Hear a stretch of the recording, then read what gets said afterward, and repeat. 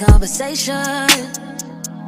No, these days I don't care for competition. You're the one that's racing. Hi guys, welcome back to my channel. If you're new, kindly hit the subscribe button down below to join us, and if you're a returning subscriber, thank you so much for always coming back to watch my content. And on today's video guys, I want to talk more about why you should start a refill perfume business, like the pros and cons, the advantages of having such a business and the disadvantages. When you want to start a business, you don't only focus on the advantages that you're going to get from this business, you must also look at the disadvantages so that you can be ready and you don't get disappointed, you don't get discouraged to continue with the business when these challenges come in, like when these disadvantages come in. So the refill perfume business we are talking about is these perfumes that usually are put in these bottles. If you have not seen any other video that I have done about refill perfumes, make sure you check them out. I'm going to link them in the description box, like in the first comment. I'm going to pin some videos there. So these perfumes, by the way, I saw someone who was asking how you measure these perfumes. You're going to use a syringe like this one, and as you can see, it has like the measurements here. It's numbered, kuna 5 ml, 10 ml. So if a person comes in and they want a perfume for 100 bob, you're going to measure up to the 3 ml mark. 3 ml is 100 bob, and that 3 ml is like you bought it at 27 bob. I've said that before. And that 3 ml is inajazanga haka kachupa kadogo. It's this bottle, this small bottle is 3 ml. So if a person doesn't have a bottle, this one you can sell it at 20 bob. And there are others. There's also this one that inajana 150, and also this one that inajana 200 bob. So this one is 6 ml, yeah, and this one is 3 ml. So this is double of this one. Yeah, so what are the pros and cons of having such a business? I think I'm going to start with the pros, and make sure you also watch till the end so that you can see the cons. Sisemange, I only tell you the good side of the business and I didn't tell you the bad side. So the number one pro of having such a business is that it has big profit margins. As I said, this 3 ml, you're going to buy it at 27 bob and you're selling it at 100 bob. And usually mtu mwenye unauzia aka, this is the smallest amount that you can pima, but the others that usually come and they want for 50 bob, but I'm going to tackle that on the cons. Yeah, so it has big profit margins as compared to other businesses, like other products. And then the second pro is that demand is usually high. The demand for these perfumes is usually high because unapata everyone wants to smell good. I don't think there's anyone who doesn't want to smell good, and there's a perfume for everyone. If you want a strong scent, you can get a strong scent. If you want ile scent and you see that concentrated, you can get that scent. So everyone wants to smell good. It's just like lotion like mafuta tu ya kujipaka, especially on the ladies side. Everyone wants to smell good, so the demand for these perfumes is usually high because pia unapima from 100 bob. It's quite affordable for everyone. Doesn't require you to have like big amounts of money for you to smell good. Ukiwa na your 100 bob, you can smell good for the for 2 to 3 weeks, because 3 ml unaweza itumia for that period. Then the other pro, by the way, I have some notes here, that's why I'm looking down. The other point is that it is easy to start this business and to run this business, since you just need less capital to start with. I have talked about this in a previous video. You are only going to get, like, let's say you're getting 50 ml, because the 50 ml is the least amount of perfume that you can buy at wholesale. You get the 50 ml at 450 bob, and then you buy this display bottle at 200 bob. And I think we calculated that in another video, and with 1500 you can start this kind of business. You'll be having the perfumes, you will be having the bottles the bottles that you are going to measure the perfume into, and then you'll be having the needle, because you don't need a lot to start this kind of business. The other one is this business is quite flexible because you don't really need a physical location to have this kind of business. Unaweza hawk, by the way. You can maybe go to, let's say, a college that is near you and make sure that everyone knows you usually sell this kind of perfumes.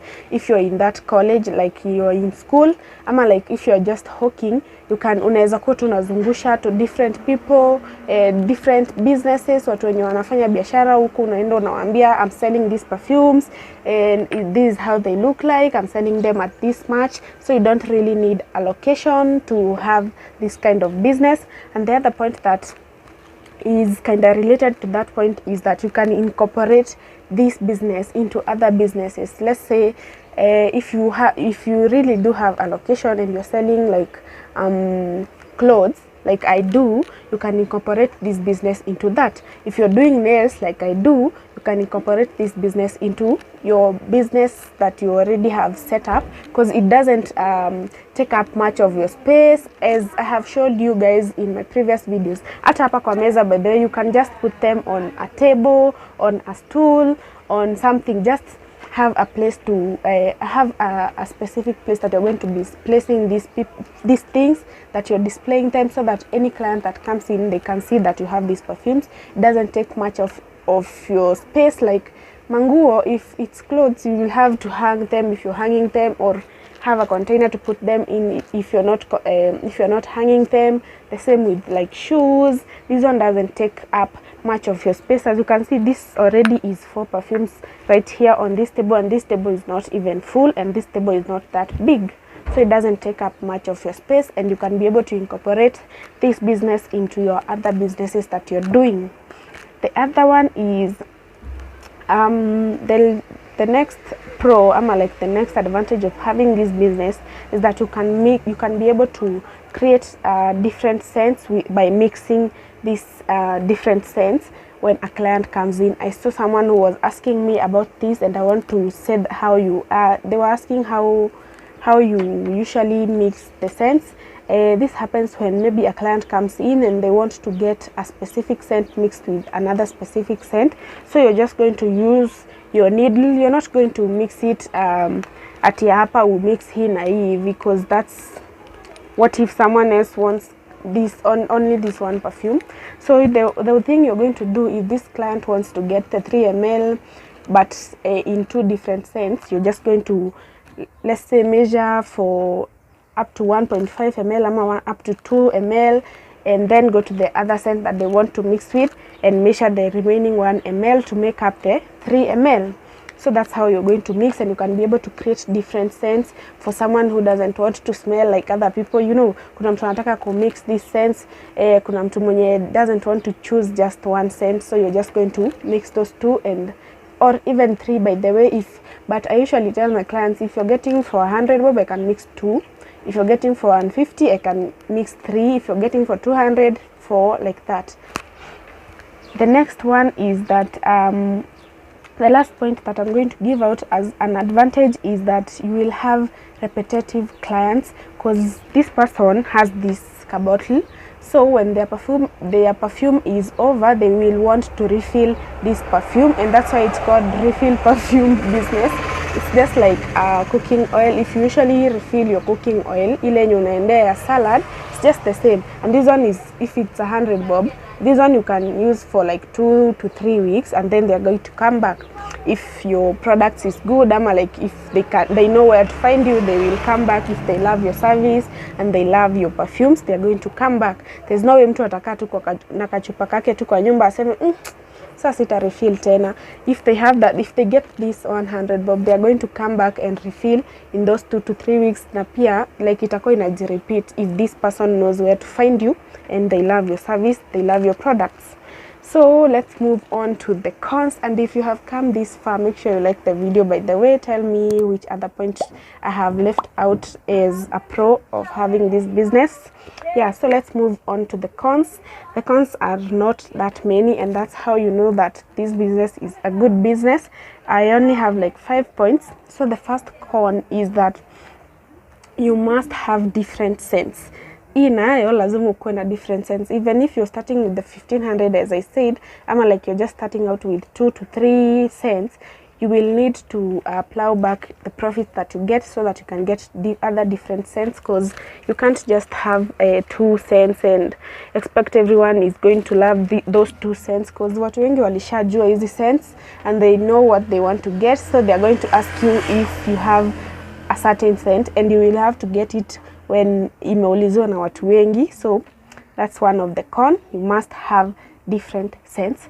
The next con is customers wanting to get like these free bottles. Kuna mtu atakuja anakwambia anataka perfume ya 200 but hana chupa, and they are not even willing to add the 30 bob. I usually sell this one at 30 bob and this one at 20 bob. They are not willing to add the 30 bob ya kununua hii chupa, so they want you to give them the bottle. So we'll have to maybe let your gut down and know if this person is going to ever come back. Ujue ni client mzuri unachukua ama ni mtu mwenye hata they will never come back.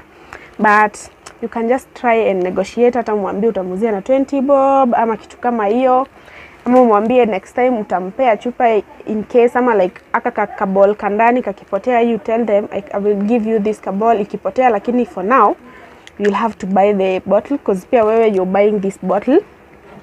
Another one is customers wanting to get perfumes for 50 bob.